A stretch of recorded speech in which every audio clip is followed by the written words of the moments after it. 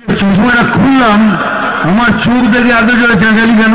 ওই দেখ ওই ভিডিও ওখান থেকে করছে। তো hey guys, welcome back to my fresh new video. আজকের ভিডিওটা ঠিক শুরু করছি লোকনাথ মন্দিরের সামনে থেকে।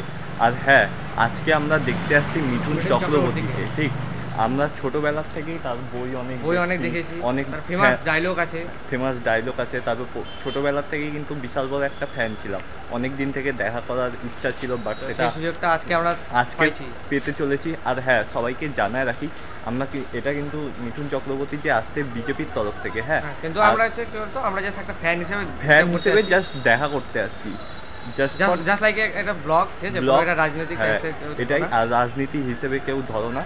আর এটাই বলবো, আমরা বিজেপিও না তৃণমূলও না, আমরা রাজনীতি হিসেবে বুঝি না, এটাই বুঝি। আমরা জাস্ট ফ্যান হিসেবে এখন মিঠুন চক্রবর্তীকে দেখবো, ব্লগ করবো, জাস্ট ফর কন্টেন্ট। চলো আজকের ভিডিওটা এখান থেকে স্টার্ট করি।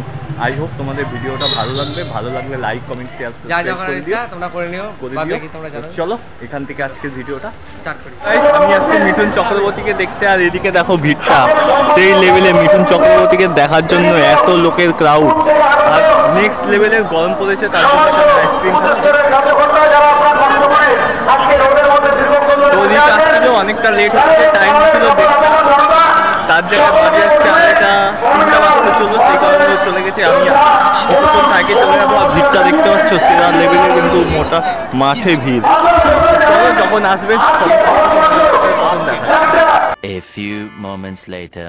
আমাদের কালিয়াগঞ্জে এসেছে মিঠুন চক্রবর্তী। তার সিনেমা এবং বই আমি ছোটবেলার থেকেই দেখেছি, আর যার জন্য এখানে আমার আশা মিঠুন চক্রবর্তীর ডায়লগ শোনার জন্য। তো রিয়েলে আমি ডায়লগ শুনবো এবং তোমাদেরকেও শোনাবো। চলো, আমার কর্তব্য পূরণ করি, ডায়লগ বলবো। কিন্তু ডায়লগ বললে প্রবলেম আছে জানিস। লাস্ট টাইম আমি বলেছিলাম, আমার উপর কেস করে দিয়েছিল। হ্যাঁ, আরে ভূমি ডায়লগ বলেছি, কেস করে দিয়েছি, বলছি আমি নাকি হিংসা ছড়াচ্ছি ওই সাপের ডায়লগে। তো সাপের ডায়লগ বলবো আমি, ওরাও নয়, বেড়ে মোড়াও নয়। আমি এমন এক সাপ, ছোট ছোট ইঁদুর ধরে বেড়াই।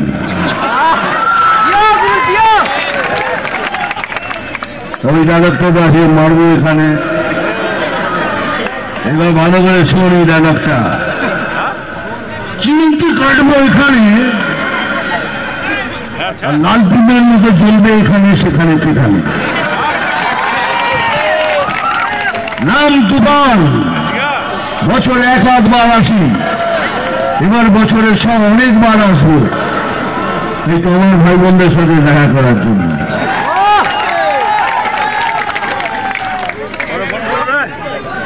জয় শ্রীরাম। আমি খবর দেখি না, খবর পড়ি না, শুধু খবর তৈরি করি।